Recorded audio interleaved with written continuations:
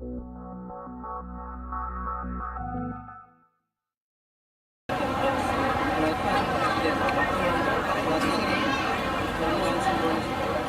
acara Pak Presiden tadi dari Pak Presiden sampai naik mobil selesai nanti kesehatan panitia tapi kan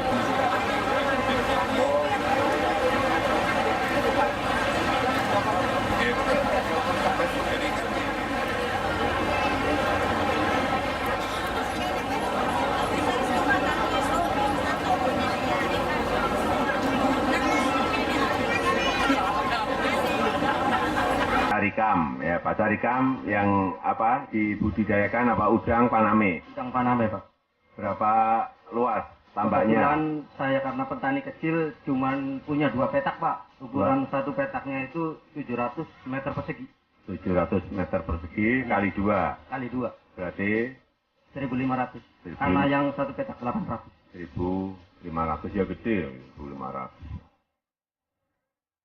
Pinjam berapa? 50 juta, Pak. 50 juta. Ya. Untuk apa? Ya untuk pembelian pakan, pembelian pakan. Pembelian pakan bibit. berapa?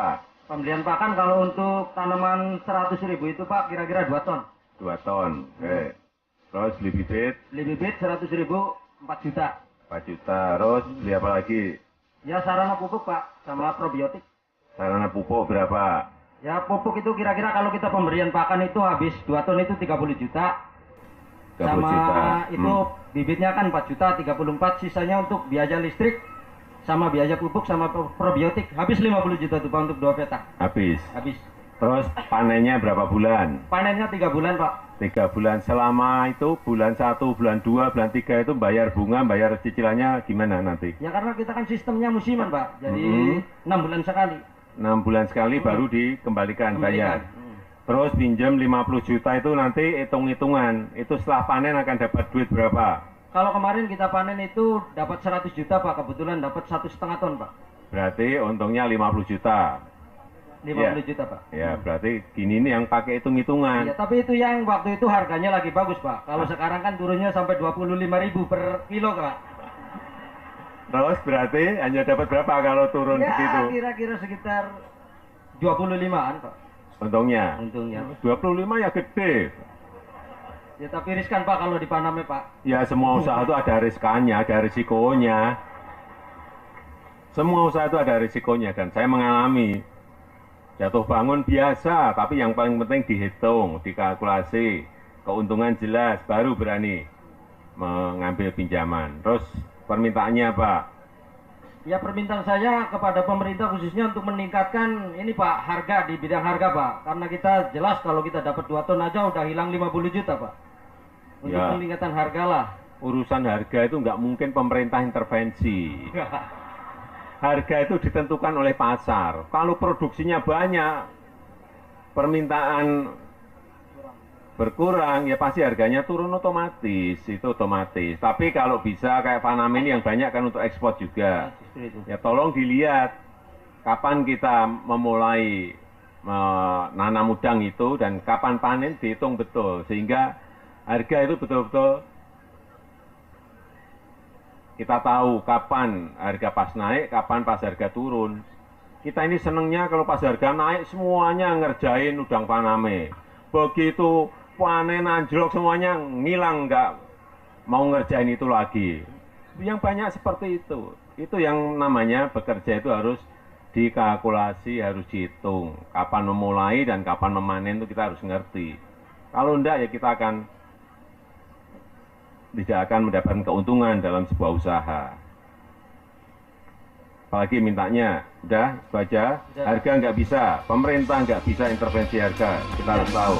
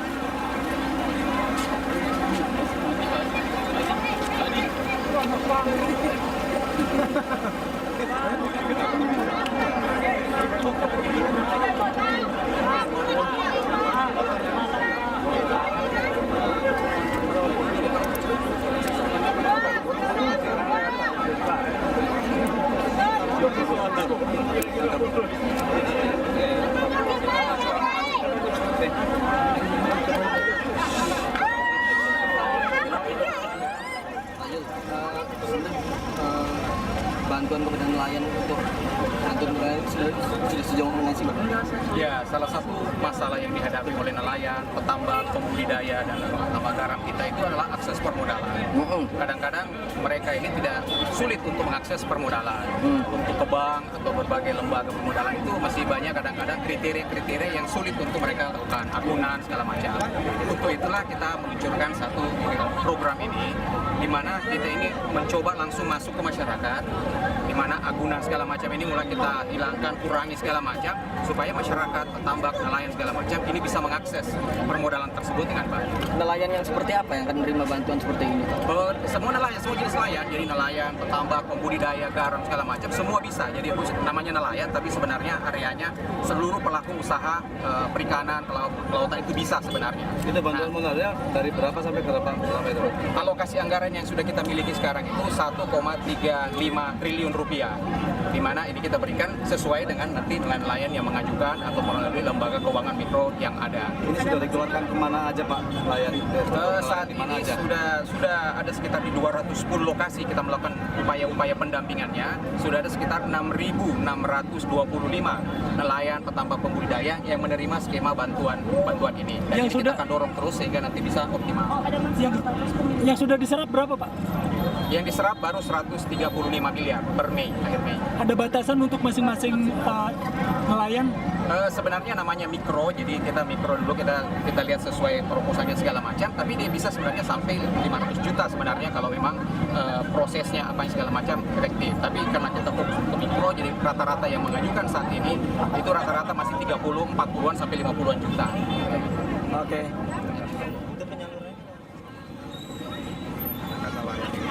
Usaha yang sangat lemah dan sangat berisiko, sehingga skema perbankan tidak ada yang sesuai dengan nelayan. Sehingga dimanapun di Indonesia saat bulan sangat mudah sekali nelayan mengakses skema pinjaman dari perbankan termasuk pun.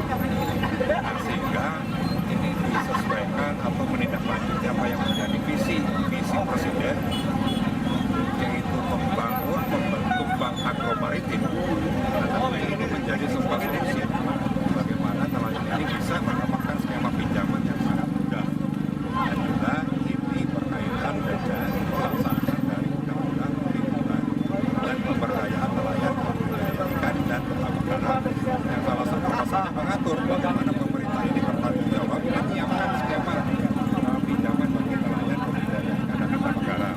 Nah, melalui itu tentunya Kementerian Kelautan dan Perikanan selaku Kementerian Teknis, dan juga kita bersama-sama membahas dalam pembahasan APBN. Yang pertama, kalau tidak salah kita setuju 500 miliar.